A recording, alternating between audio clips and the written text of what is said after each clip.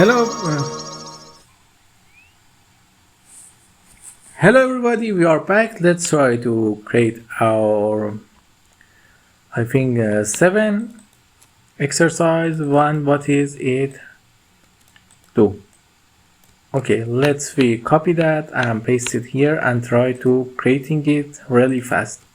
What it say? It says write a Python function named it that takes a string and argument and returns true if the string is palindrome and false otherwise. I don't really remember what palindrome means and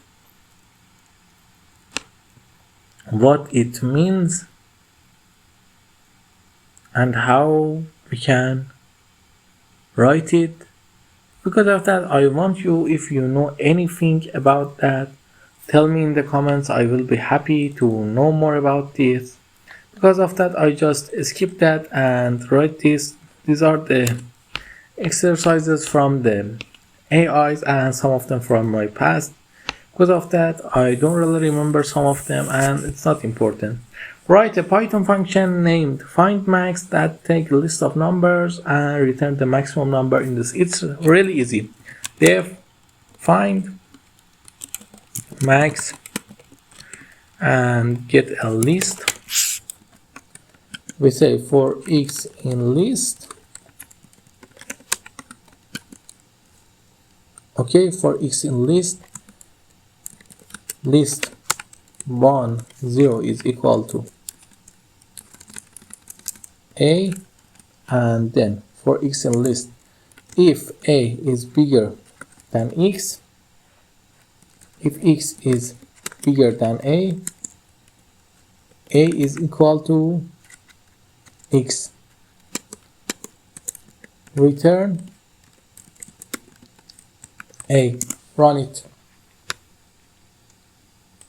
We can just give it the function find max, for example, a list of 1 2 3 4 5 7 7 2 9 8. Now if we run it, it's giving us 7. Can you guess what is the problem? Why is it happening? If x is, oh sorry, we must put this line of code out of for here. I make a mistake. Okay, now let's run it. It's now giving us the right answer.